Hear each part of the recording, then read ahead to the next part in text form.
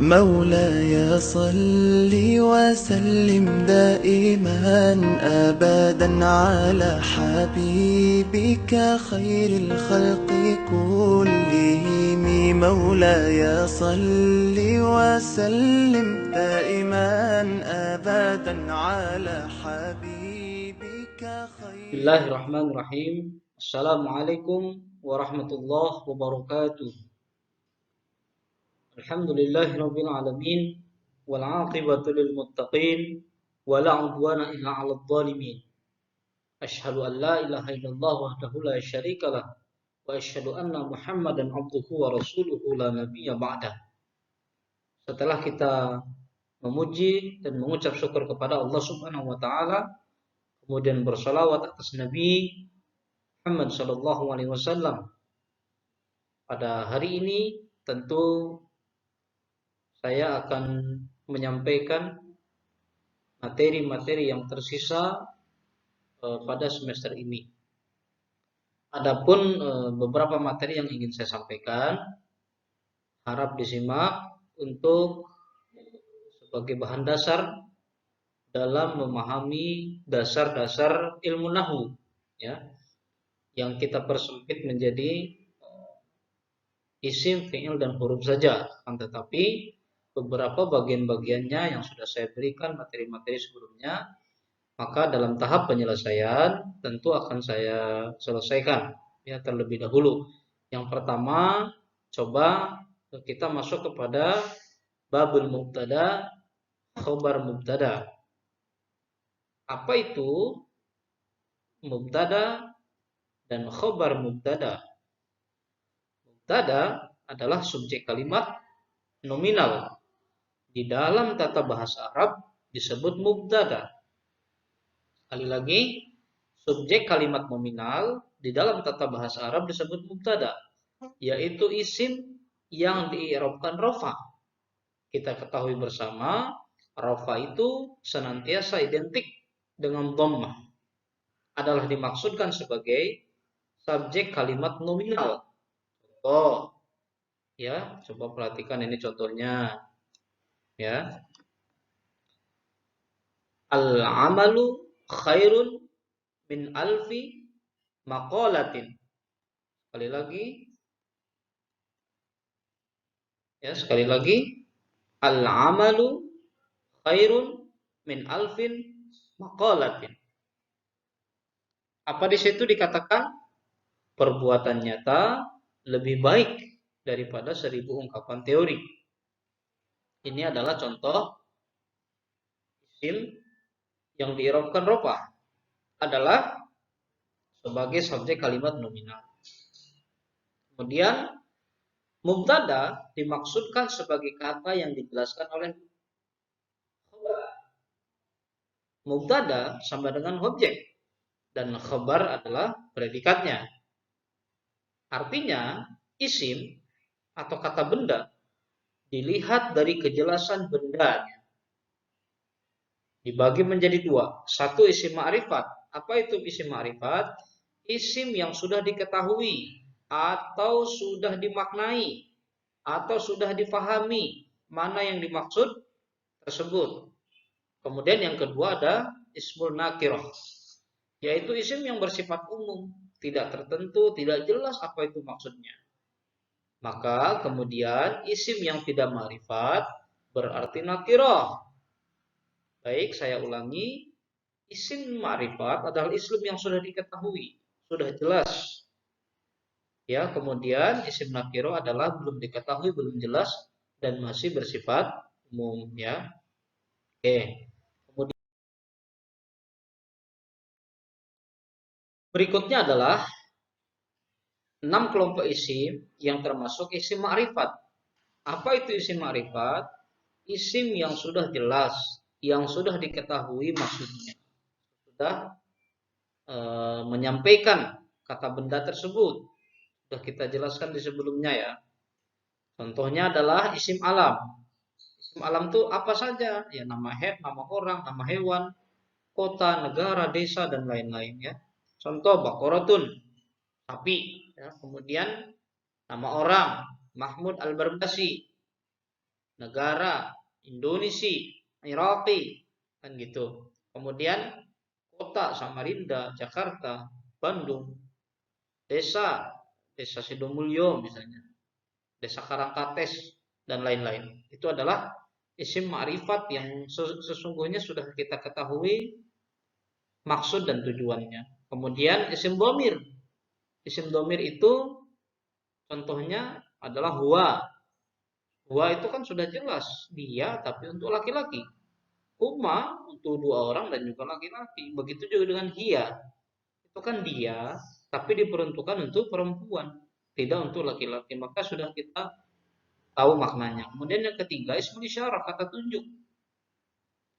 Contohnya hadza, hadhihi, dzalika, tilka.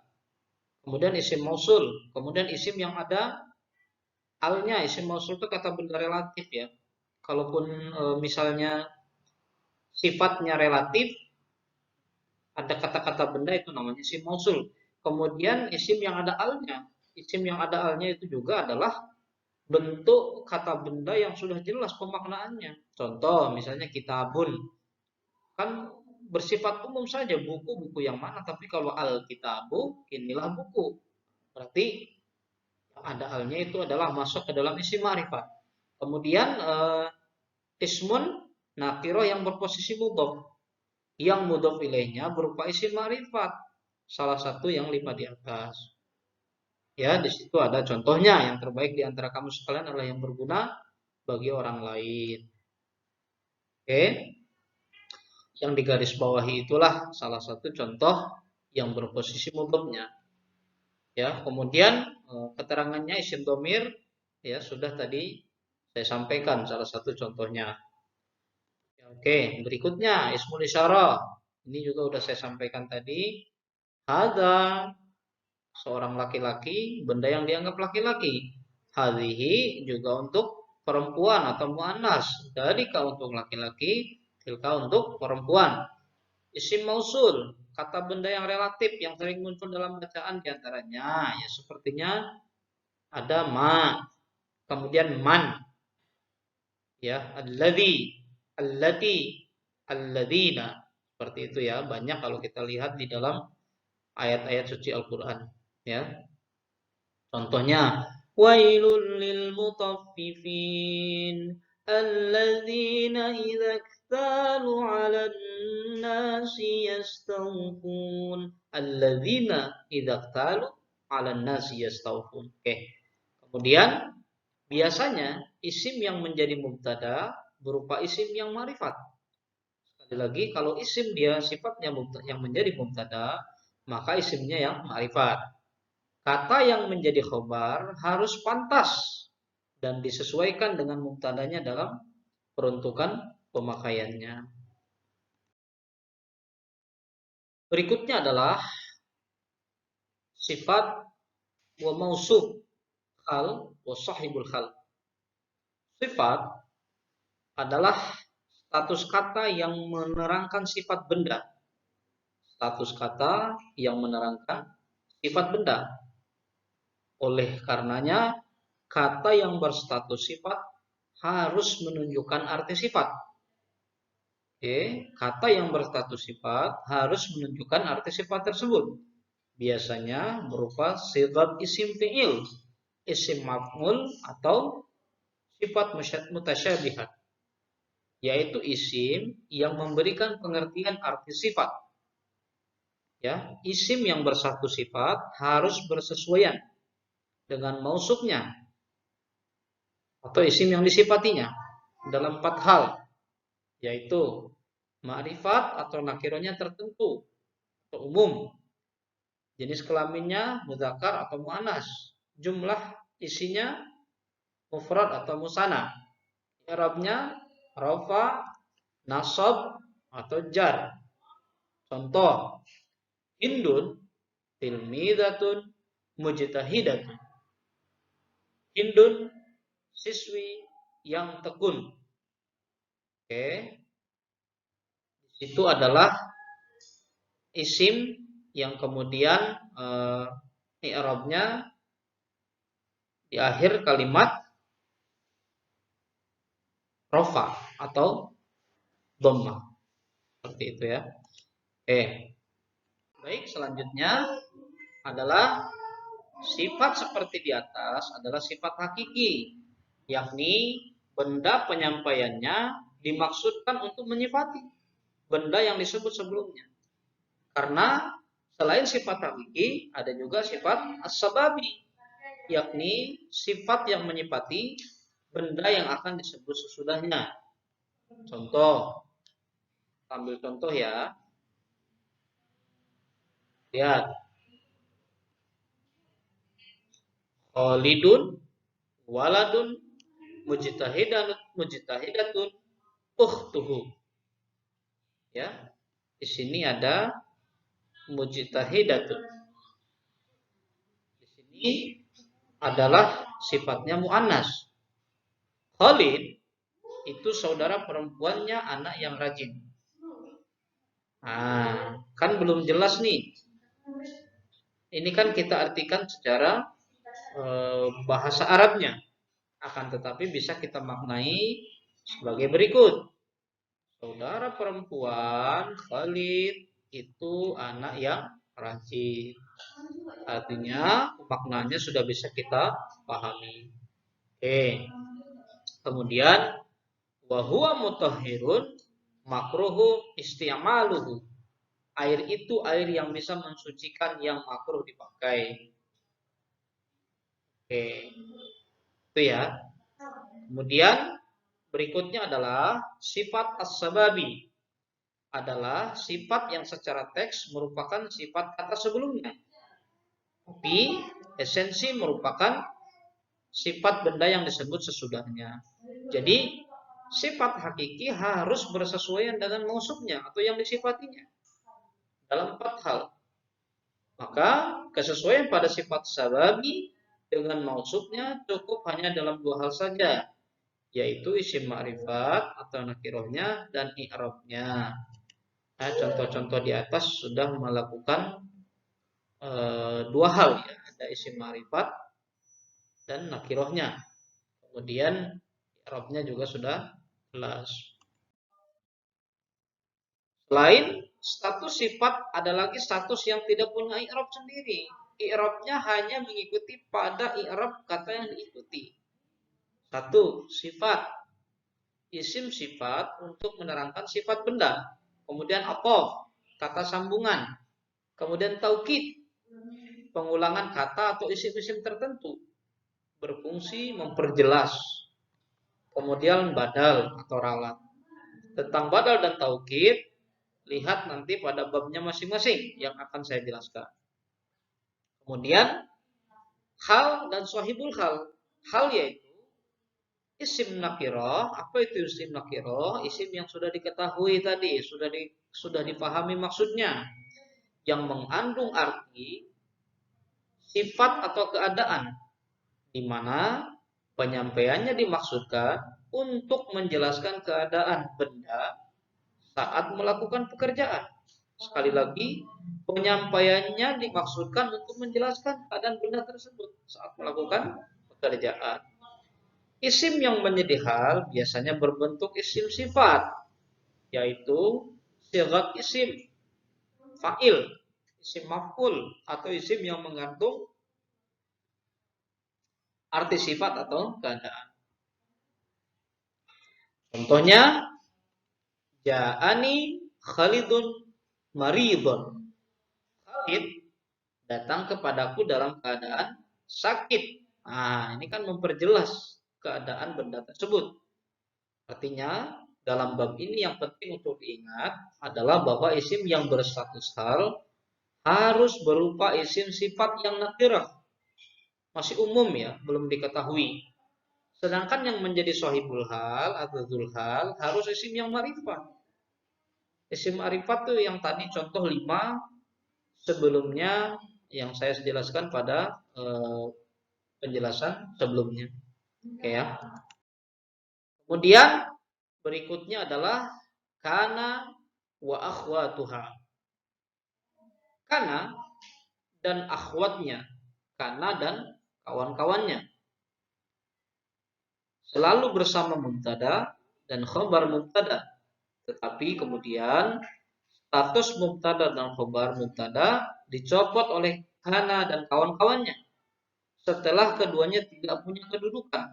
Kemudian diberi status dan i'rab baru. Itu ya. Mantan mubtada atau bekas mubtada dirubah statusnya menjadi isim. Kana dan kawan-kawannya. Ya, dengan i'rabnya rafa baru. Dan mantan khabar mubtada dirubah statusnya menjadi khabar kana dan kawan-kawan. Dengan i'rab berganti menjadi nasab. Isim kana dan kawan-kawan di i'rab rafa. Khabar kana dan kawan-kawan di i'rab nasab. Oke. Isim kana di i'rab rafa. Khabar kana dan kawan-kawan di i'rab nasab. Ya, baik. Kemudian kita ambil contoh ya. Di situ apa? Kanallahu ghafura menjadi Allahu ghafur. Oke. Kanallahu ghafuran Allahu ghafurun. Oke. Kemudian kana Khalidun waladan mujtahidan menjadi Khalidun waladun mujtahidun. Khalid itu anak yang rajin. Seperti itu. Ya. Oke. Baik, kemudian berikutnya adalah biasanya pengelompokan kana tidak diartikan ya. Contohnya kanallahu ghafuran. Kemudian laisa wa laisa dzakaru kal unsa. Kemudian sara Muhammadun rajulan aliman. Kemudian asbaha madama mazala. Tinggal kalian bisa nanti lihat saja ya. Kemudian fi'il madi kana, fi'il mudhari kana, fi'il amarnya, fi'ilun nahinya berpengaruh sama seperti kana, yakni merusak status mubtada dan khabar mubtada. Kana yang berbentuk sigat atau masdar ya, pasti berposisi mudhaf. Isimnya berposisi mudhaf ilaih. Sehingga isim tersebut tidak di-i'rabkan rafa, melainkan di-i'rabkan jar walaupun statusnya sebagai subjek. Ya. Contohnya akramtuhu likaunihi mujtahidan. Saya menghormati karena ia rajin. Baik, sebagaimana khabar mubtada, khabar kana dan kawan-kawan juga ada yang berbentuk susunan jumlah fi'liyah. Apa itu jumlah fi'liyah? Kalimat yang diawali dengan fi'il. Ada yang berbentuk jumlatul ismiyah. Apa itu jumlatul ismiyah? Kalimat yang diawali biasanya dengan kata benda. Ada yang berbentuk sibul, jumlah, ada pula yang berbentuk fi'il muawwal. Ya, mari kita lihat contoh-contoh berikut. Kana Khalidun yatakallam ma'a Bakrin. Oke, itu adalah jumlah fi'liyah. Kemudian di mana jumlah fi'liyahnya? Di kotak di sini ya. Yatakallam. Artinya berbicara atau berbincang. Kemudian yang kedua, kana Bakrun abuhu muallim. Ayah Bakar adalah guru. Ini adalah jumlah ismiyah. Di mana jumlah ismiyahnya? Di sini sudah ada di kotak. Abuhu muallim. Di situ adalah jumlah ismiyah atau kata benda. Kemudian yang kedua, alal miktab. Buku itu di atas meja. Di situ adalah harfi jar majrur. Lihat akhir kalimatnya berharokah kasrah. Kemudian yang terakhir kharijal fasal. Para siswa itu di luar kelas. Khabar kana sibul jumlah berbentuk dzaraf madruf. Oke. Kemudian sebagaimana khabar mubtada yang terkadang ditulis mendahului mubtadanya, demikian pula dengan khabar kana terkadang juga ditulis mendahului kana. dengan syarat yang sama, yakni khobar harus berbentuk sibhul jumlah atau jar majrur atau dorob madrur. Kana dan kelompoknya digolongkan ke dalam kelompok fi'il yang nakis, yakni tidak sempurna, karena sebagai fi'il mestinya yang dibutuhkan adalah fa'il, bukan isim dan khobar. Ya, kemudian terkadang kita temukan kana tam atau sempurna. Ya, bisa nakis, tidak sempurna, bisa juga tam atau sempurna. Sebagaimana fi'il-fi'il lainnya, yakni hanya butuh fa'il saja. Biasanya kana tam ditafsiri dengan kata wujida atau yujadu, sering diterjemahkan ada. Seperti itu ya. Oke, kemudian kalau tadi kita membahas tentang kana wa akhwatuha, sekarang kita masuk ke dalam inna wa akhwatuha. Ya. Apa itu inna dan wa akhwatuha? Adalah inna beserta kawan-kawannya. Juga ini dapat merusak mubtada dan khobar yang sudah tersusun. Mubtada, status mubtada dan khobar dicopot oleh inna dan kawan-kawan, lalu diberi status i'rab baru. Ya, mantan mubtada menjadi isim inna dengan subjek inna dan kawan-kawan. Kemudian i'rabnya nasab, dan mantan khobar mubtada diberi status baru menjadi khobar inna dan kawan-kawan. Predikatnya inna dan kawan-kawan dan i'rabnya rofa baru. Contoh, Allahu ghafurun menjadi Allahu menjadi innallaha ghafurun. Ada inna di situ ya. Kemudian khalidun waladun mujtahidun menjadi inna khalidan waladun mujtahidan. Ya, di situ khalidan i'rabnya adalah nasab atau dengan menggunakan fathah. Isimnya kana dan kawan-kawan di i'rab nasab. Khobarnya inna dan kawan-kawan di i'rab rafa. Baik. Kemudian kelompok inna. Apa saja yang termasuk ke dalam kelompok inna? Adalah inna sendiri, kemudian an, ka'anna, kemudian lakinna, la'alla, laita. Ya, ini banyak sekali contoh-contohnya di dalam Al-Qur'an ya. Inna anzalna khufi lailatul qadar. Sesungguhnya Allah telah menurunkan malam kemuliaan. Ya kan? An banyak juga itu. Ka'anna banyak juga. Lakinna. Kemudian la'alla ya, la'allakum tattaqun dan lain-lain. Kemudian sebagaimana khobar mubtada dan khobar kana, khobar inna dan kawan-kawan ada yang berbentuk susunan jumlah fi'liyah. Apa itu jumlah fi'liyah tadi? Kalimat yang diawali dengan kata kerja. Kemudian jumlah ismiyah adalah jumlah atau kalimat yang berupa isim. Kemudian ada juga yang berupa sibul jumlah. Contohnya, innal waqta la ya'uda. Sesungguhnya waktu tidak akan berulang. Ya. Kemudian banyak contoh-contoh lain ya. Silakan kalian pelajari. Kemudian silakan kalian lihat. Kemudian bila perlu terus melakukan pengulangan-pengulangan agar dapat dipahami dengan mudah ya. Memang dalam hal ini kita mempelajari tidak bisa hanya satu kali saja, harus berulang-ulang supaya apa? Memudahkan kita pahami kalimat per kalimat, pahami makna per makna dari khobar, kemudian dari mubtada, dari kana wa ahwatuha, dari inna dan lain-lain. Seperti itu ya. Baik, saya akan sedikit mencontohkan sedikit saja ya, menyebutkan huruf-huruf yang termasuk dalam ya atau ma'tuf dan ma'tuf alaih. Apa saja? Yaitu wa, fa, thumma, am, au, la, hatta, imma, bal, lakin.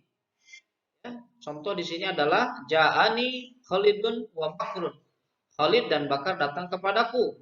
Huruf atofnya adalah di situ ada wa ya.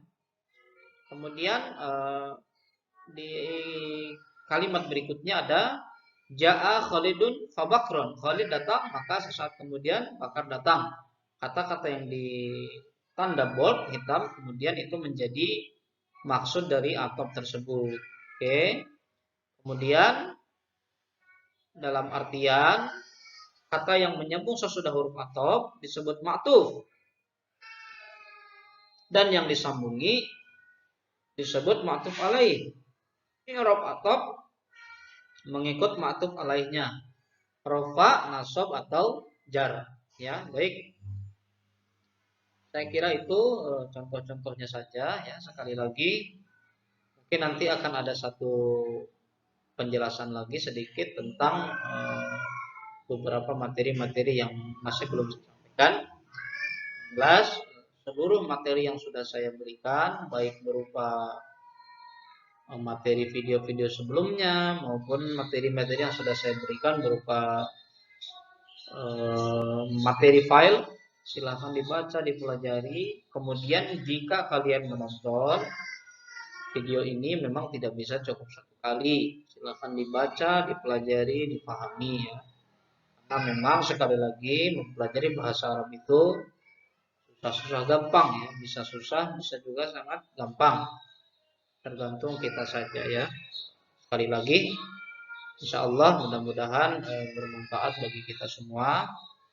Selanjutnya adalah setelah kita menyelesaikan materi, maka ya mudah-mudahan kita bisa berfokus menyelesaikan tugas-tugas berikutnya ya. Mudah-mudahan Allah memberikan kesehatan dan keberkahan bagi kita semua. Saya kira nasrun minallah wa fathun qarib wa basyiril mu'minin. Assalamualaikum warahmatullahi wabarakatuh.